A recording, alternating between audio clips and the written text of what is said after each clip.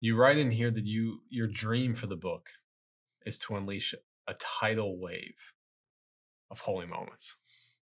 Uh, what is and then, actually, there's more to it. You say by raising an amazing grassroots movement to transform our culture one holy moment at a time.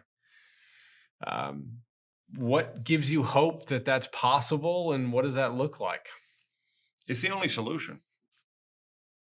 And I think it's important we be clear about that. It isn't one of many solutions.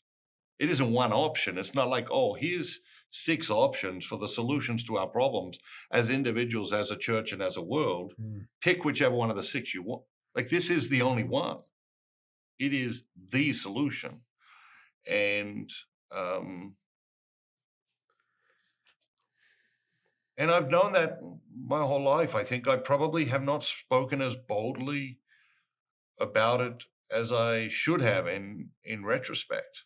Um, but this is the solution to our problems, and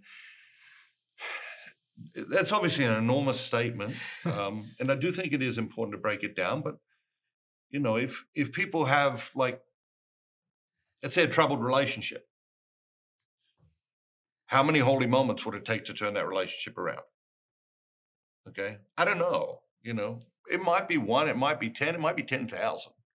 I don't know, but I do know that if you pour enough holy moments into that relationship, it will transform that relationship. And the whole world is just a multiplication of one relationship. Um, and so, what can transform a single relationship can transform the world, because that's what the world is. It's us relating with each other, um, formally, informally, as individuals, as groups, as families, and of course as nations. I mean, people have loved for a long time, the quote that Mother Teresa has, which is, "You want to change the world, go home and love your family." You know, and I, and in one sense, I love it. In another sense, I've thought it was frustrating because I've always felt like, okay, I'm in either one of two states in my life, which is one, what am I supposed to do with my life? Like, I don't know what I'm doing. I don't know where I'm going. I don't know what's next. I need to figure this thing out. Or God has answered that question. I'm in that thing. And now I'm like, well, how do I do this? And it feels like Holy Moments is the answer to that question. Like when my kids come to me, like, Dad, what do you think I should do with my life? Like, this is the answer. It's like, well, I'm not exactly sure. You've got this, but at this state of your life, the answer that you could is holy moments. Just start having holy moments. Just start creating some holy momentum in your life, and amazing things will happen. That was kind of what I took from it, and the practical aspect of it, and how you kind of build this tidal wave of goodness in your own life. Because I feel like I can get so busy, um, getting bogged down on the idea of these questions, like what am I doing, or where am I going, or what's happening, that I forget to live into the answers. Do you think that will help build this holy momentum if we stop sort of getting distracted by these things and just focus on this concept for a while? Yes, but again, I think holy moments is the answer to those questions. Mm. So you're asking those questions. What should I do with my life? How is the best way to live? Should I do this or should I do that? I've got this opportunity and this possibility. And what should I say yes to? What should I say no to? And you've got a whole world of people um, who are asking very similar questions, right? In one way or another.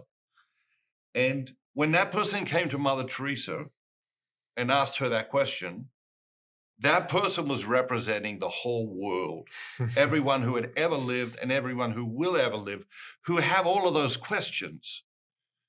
Um, and all of those questions, what we're really saying is, I want to see more clearly.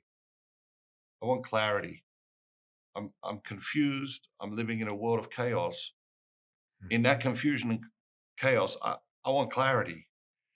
And what Mother Teresa was doing was providing a starting point. was saying, if you want clarity, start here. Mm. She wasn't saying, this is the only thing you ever do, you know. But when we get in the chaos, when we get in the confusion, when we feel overwhelmed, what we need is a starting point. And great leaders give us that starting point. And that's what she did in that quote, and that's what she did in her life and in her work, and really in so much of her writings, which primarily was speeches.